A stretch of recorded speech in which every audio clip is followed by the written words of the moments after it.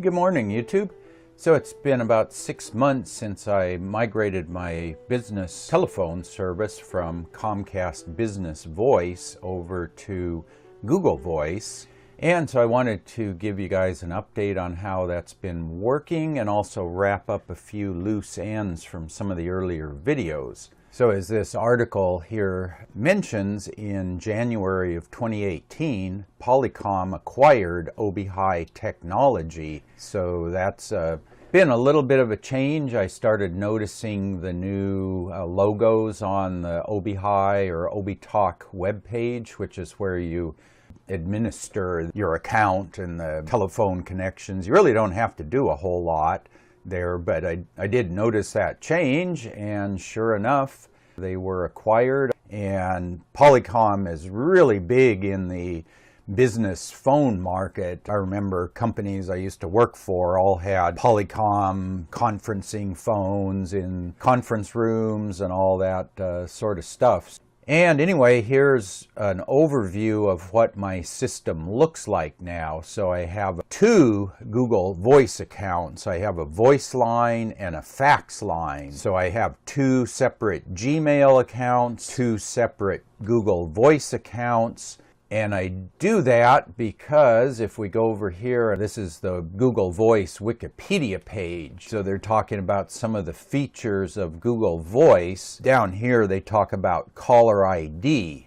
And the idea here is that Google Voice uses the caller's Google Voice number as the caller ID on outgoing calls. And because I wanted to be able to use my voice number as the outgoing caller ID on the voice line and the fax number as the outgoing caller ID on the fax line, you need to have two separate Google Voice accounts to have two separate caller ID numbers. With business, fax isn't that greatly used these days, but it shows up. Maybe I go to a new vendor and I need to set up a resale agreement with them. I mean, the standard operating procedure is they want to fax me their reseller permit.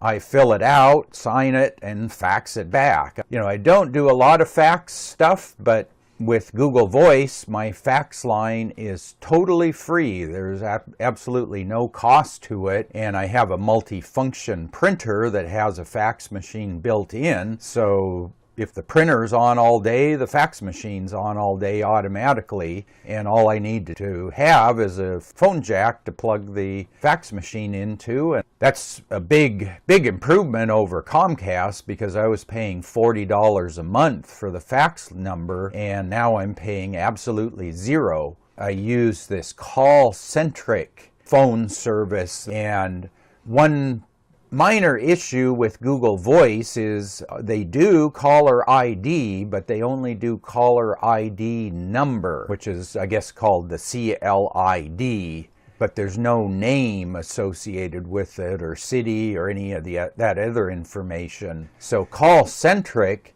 does two things for me. One is that they provide the required 911 service.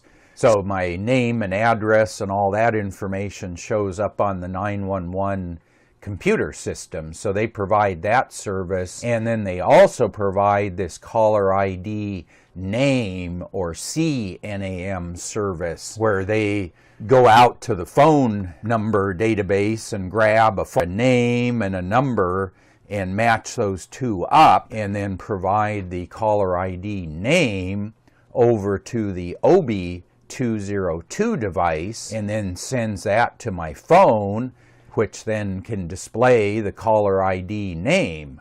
And what you do is, this is what they call their free DID number. So DID stands for direct inward dialing. So it's basically an answer only or receive only phone number. So in Google Voice, I forward the call to call-centric, and then in my Obi202 phone box, I hook it up to call-centric's server so that the Obi202 answers the call that gets forwarded to CallCentrix. I don't know where the Google Voice server is. I imagine they have servers all over the country. This is in New York State, and my Obi202 is in California. So your phone call is bouncing all over the country, but it works just like normal.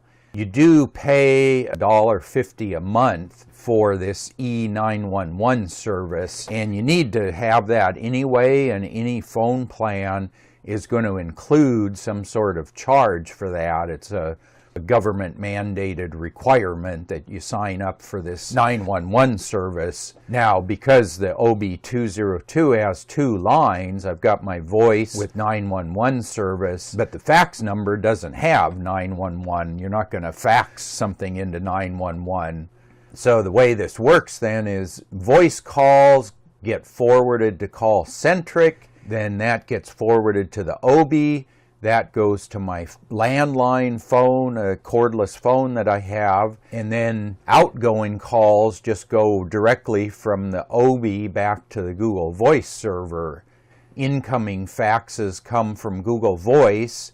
They get forwarded directly to my Obi box and then directly to the fax machine. And then one thing I've added just a while back is I've added a smartphone tied to my Google Voice account so that both my landline phone and my mobile phone can both handle voice calls through Google Voice. So if I'm at home, I can use this phone.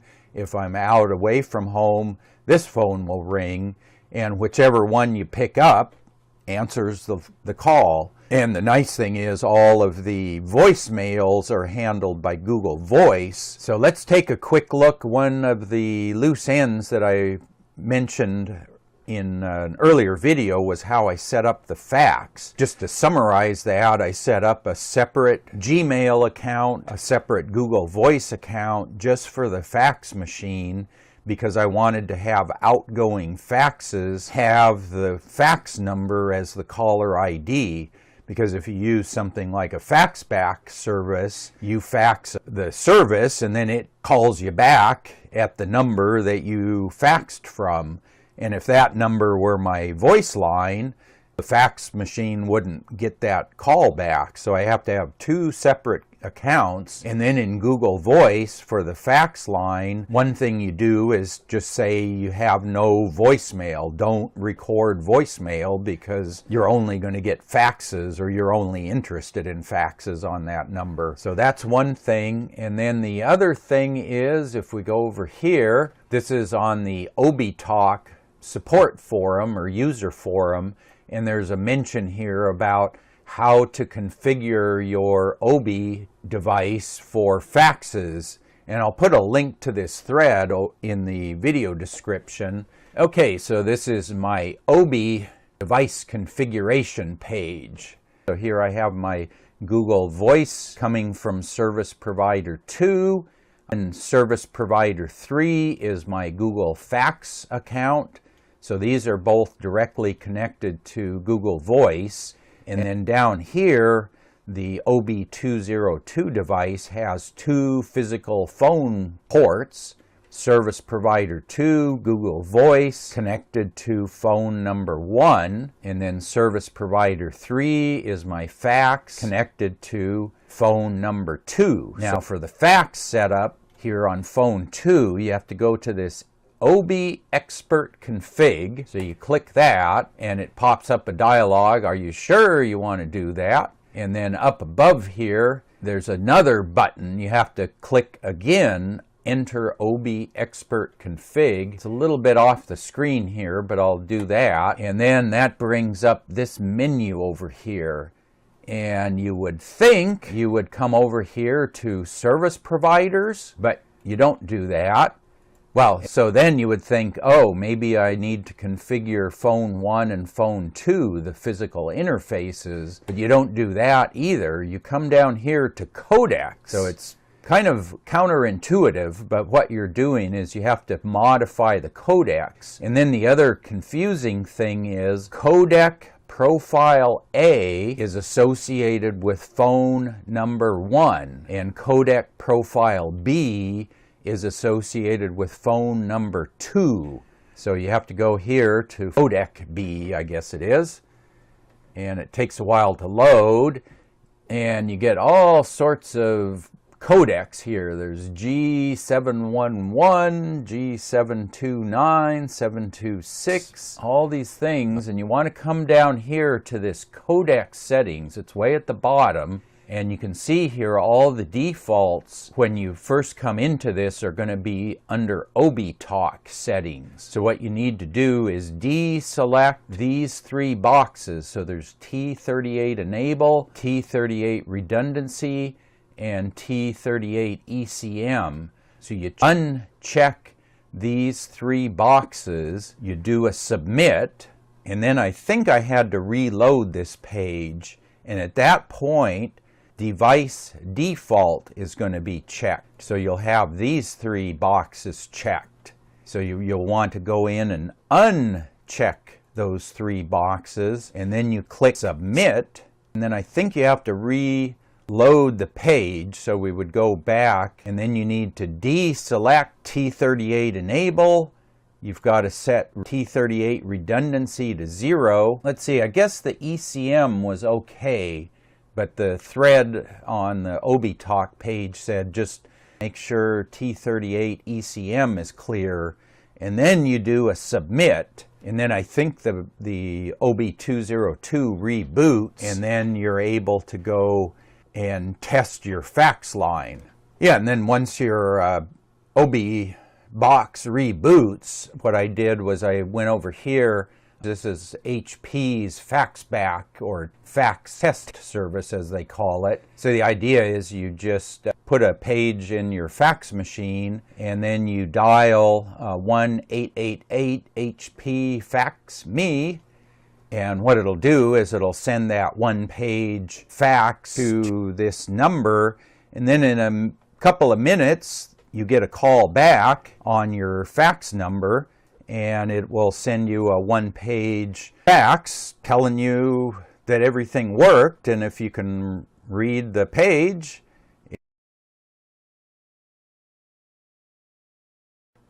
everything's working. So this way it tests that you can send faxes, it checks that the caller ID number for the fax machine is correct, and then the HP service receives your fax, and then after a little bit it faxes you back at your fax machine number, and then the fax machine prints out the fax. So you've tested that you can send a fax, you can receive a fax. So that's what I did to test this, and yeah, it worked really good.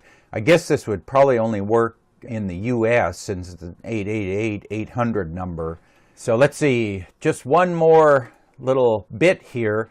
So initially, when I decided that I wanted to go with Google Voice, my initial plan was to use the Google Fi or FI service. That's Google's flat rate smartphone service. And my initial plan was to get something like a Google Pixel or Pixel 2 or with Google Voice and Google Fi, and then add my fax machine down here to the Google Voice account and have just one Google Voice account with a phone and a fax, and I thought that would really be slick. But if you're using Google Fi instead of just Google Voice, you can only have one device on your Google Fi account. With Google Voice, you can have up to 2 devices or 2 numbers. But the other problem I ran into is that the Google Fi doesn't work well with a separate Google Voice account. The funny thing I ran into, I went ahead after I set up the Obi and got my phone service moved over. I go in and set up a Google Fi account. One of the things they want you to do is provide a phone number to verify the account, but they won't let you use a Google Voice handled phone number to set up your Google Fi account. And I tried using the call-centric number. That one wouldn't work. And at that point, I'd already canceled my Comcast phone, so those two numbers had been ported over to Google Voice, so my two existing numbers were already here. I couldn't verify the account to get the Google Fi service. So at that point, I had this smartphone that I'd purchased. It's a Cubot Note S, cost about $70, and I purchased that to do the phone number porting to set up my Google Voice account. So then I was thinking, oh, perhaps I could just get another prepaid SIM, get a throwaway number here to then get the Google Fi service set up. But I looked around and I found a $30 plan on MetroPCS that was very similar to what Google Fi had. So Google Fi, for 1 gig of data a month, you pay $30 plus taxes and fees, so it ends up being closer to $40, and you get the 1 gig of data plus unlimited voice and text. With MetroPCS, for $30 flat rate, I get 2 gigs of data and unlimited voice and text, and it works perfectly well with my Google Voice account. So it's kind of funny, I set up to do Google Voice with a smartphone, fax, and my landline phone, but I couldn't do that through the Google Fi, but I ended up with essentially what I set out to do. So I have $30 here for my mobile phone service, $1.50 here, so I'm paying $31.50 a month for phone service, have my two numbers, I have landline, fax line, and a mobile line, versus Comcast where I was paying $95 a month and I just had the voice and the fax. I didn't have any mobile service. So actually, I came out with what I originally intended to, but kind of in a roundabout manner. But this Cubot Note S is working quite well. It's only a 3G phone. It doesn't do 4G, which the MetroPCS, supports 4G data. And then after 2 gigs, the nice thing with MetroPCS is they just throttle you back to 2G speed. Google Fi, every gig you go over your 1 gig limit costs an extra $10. So what I do is I forward calls to my mobile phone, and then I also forward calls to Call-Centric, which then forwards the calls to my landline. I can't tell any difference between going through this route versus this route. When calls come in, sometimes the mobile phone rings first, sometimes they ring at the same time, sometimes this one rings first. They both work the same, call quality is the same. I don't hear any latency in the calls. Everything just works. Currently, I have basically 3 phones. I've got a mobile phone, a landline, and a fax, paying 1/3 of what I used to pay for just 2 lines, and it works a whole lot better. The voicemail is better. The voicemail is free. I was paying $5 for voicemail. I guess the only feature of Comcast Voice that is better than Google Voice was this caller ID support. I mean, it just was there from the get-go. You didn't have to configure anything. So I had to figure out how to do the caller ID through Call-Centric. And then the same way on the phone with the MetroPCS service, I set up the Hiya app, and that turns out to be the app that MetroPCS wants to sell you for caller ID application, but it's just this Hiya app. So I just loaded the free version of Hiya to get caller ID over here. And the one thing to note is that Google Voice uses your Gmail contact list to augment caller ID. So if you have contacts with names and phone numbers in your Gmail contact list, they will show up in Google Voice. So in the web page or the Google Voice app, you can see names associated with numbers. So over time it will improve because you can associate numbers with names that you already have in your contact list. But anyway, if anyone has any questions about the setup, how it works, if I've skipped over any details that you need clarification, go ahead and post up in the comment section below, and I'll put links to all these web pages in the video description. And as always, thanks for watching.